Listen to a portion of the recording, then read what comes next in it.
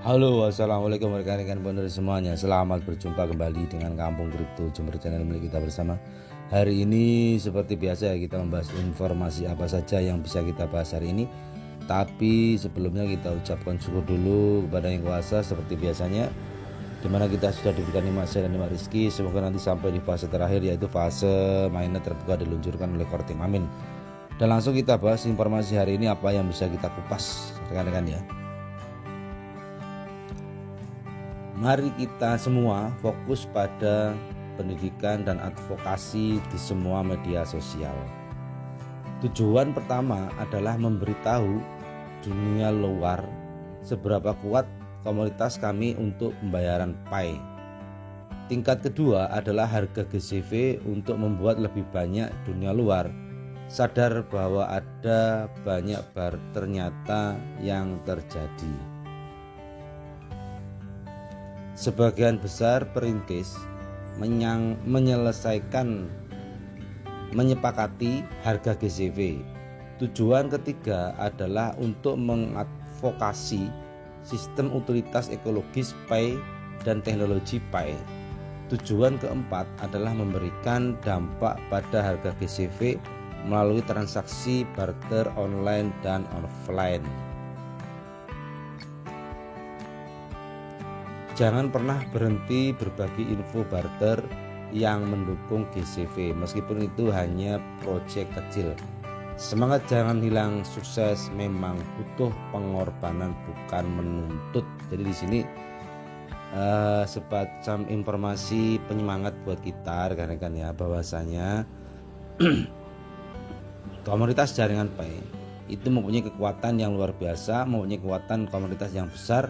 Dan di sini saling mendukung antara pionir satu dengan pionir yang lain untuk membuktikan kepada dunia luar bahwasanya barter nyata baik itu offline atau online sudah dilakukan oleh semua pionir yang ada di seluruh dunia, meskipun itu dalam taraf barter kecil ya, atau barter yang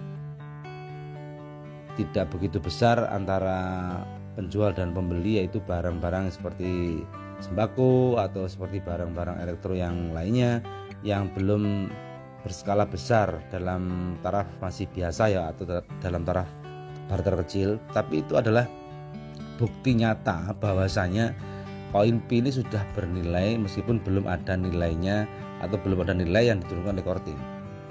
Meskipun hanya harga nilai kesepakatan antara penjual dan pembeli, itu adalah suatu bukti bahwasanya koin P sudah bisa untuk barter. Jadi di situ yang perlu dipahami, dan itu suatu bukti sebenarnya kalau dunia atau global dunia mau mengoreksi atau mau memahami di mana proyek PAI Network ini sudah bisa untuk barter, berarti itu adalah sesuatu yang baru yang belum pernah terjadi di dunia cryptocurrency, di mana barter belum ada nilainya tapi sudah bisa dilakukan, atau katakanlah koin belum ada nilainya akan tetapi sudah bisa untuk transaksi barter. Jadi di situ luar biasanya koin P ya. Selain komunitasnya yang sudah besar dan komunitasnya yang luar biasa, perkembangannya semakin lama semakin pesat di seluruh dunia, koin P belum ada nilainya akan tetapi bisa untuk barter dengan barang dan jasa. Itu luar biasanya di situ. Apalagi nanti ketika sudah ada nilainya rekan-rekan, ini luar biasa dan mungkin lebih heboh lagi. Jadi perlu kita cermati di sini bahwasanya koin P belum ada nilainya resmi dari Kortim tapi sudah bisa untuk barter antara pionir dengan pionir yang lain atau pionir dengan pengembang, dimana itu untuk nilai transaksinya sesuai dengan kesepakatan mereka. Jadi ini sudah suatu bukti sebenarnya kalau mau dipahami dan dimengerti, karena bukti itu sudah nyata baik barter secara offline atau online sudah dilakukan di berbagai wilayah di seluruh dunia yang ada komunitas jaringan PAI-nya atau yang ada komunitas ekosistem jaringan PAI. Jadi seperti itu yang perlu dipahami rekan-rekan ya. Jadi terus kita memberikan informasi pada global atau kepada seluruh pionir yang ada di seluruh dunia, atau orang-orang yang di luar pionir pun atau yang di luar ekosistem pun, yang ada di luar ekosistem PAI pun juga bisa memahami dan bisa diberikan informasi bahwasanya koin P ini sudah bisa untuk barter meskipun belum ada nilai resmi dari Kortim. Karena itu adalah sudah ada, meskipun seperti itu maksudnya sudah ada instruksi dari Kortim, silakan untuk barter sesuai dengan harga kesepakatan. Itu pun sudah ada anjuran dari Kortim ya. Apalagi nanti Kortim menurunkan nilai mungkin lebih heboh lagi dan lebih dahsyat lagi rekan-rekan ya. Ini yang perlu kita cermati dan perlu kita informasikan kepada rekan-rekan semuanya, baik yang ada di komunitas jaringan P atau yang di luar komunitas jaringan P. Lanjut ke informasi yang lain lagi rekan-rekan ya. Ke informasi yang selanjutnya rekan-rekan ya. Jangan pernah menggunakan teknologi dan data pasar untuk mengukur harga dan nilai koin P. Teknologi dan data adalah yang termurah. Selama Anda adalah orang yang tenang dan meneliti, Anda dapat meneliti teknologi dan teknologi yang baik. Yang paling berharga di dunia adalah konsensus orang. Konsensus mewakili integritas dan kepercayaan.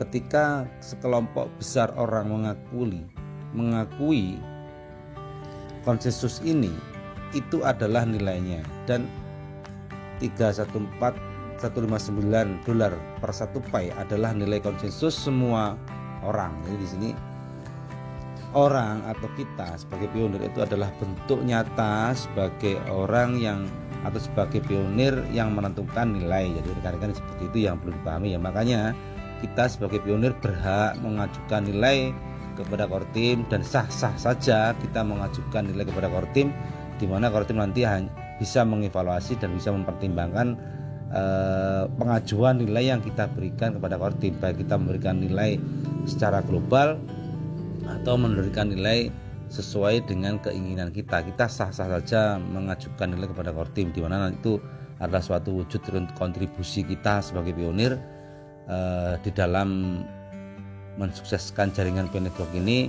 Sebelum disahkan atau sebelum diluncurkan oleh Kortim, itu kita sah-sah saja mengajukan nilai berapapun kepada Kortim, karena itu adalah bentuk kontribusi kita sebagai pionir dan bentuk kepedulian kita, di mana kepinginnya semua pionir yang ada di seluruh dunia koin P itu bernilai tinggi. Jadi seperti itu rekan-rekan ya.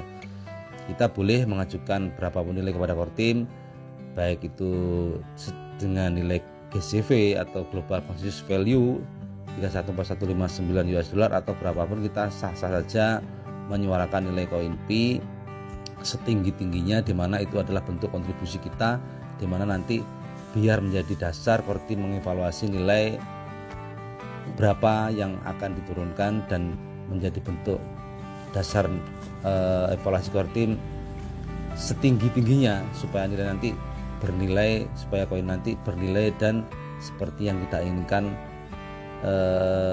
bernilai tinggi. Jadi seperti itu rekan-rekan ya. Itu adalah keinginan kita semuanya sebagai pionir yang ada di seluruh dunia, menginginkan nilai koin P tinggi dan bisa bertransaksi secepatnya dan bisa bernilai secepatnya dan juga bisa difiatkan secepatnya. Jadi seperti itu keinginan kita. Makanya kita jangan bosan, kita jangan putus asa, kita selalu optimis, kita selalu eksis di dalam mengikuti proyek P Network dan mengikuti informasi-informasi setiap hari yang mengalir, di mana informasi itu kalau positif kita ambil, kalau negatif kita biarkan saja atau kita buang saja rekan-rekan ya. Karena kita di dalam fase enclosed money ini sudah luar biasa, meskipun belum ada nilainya tapi sudah bisa barter.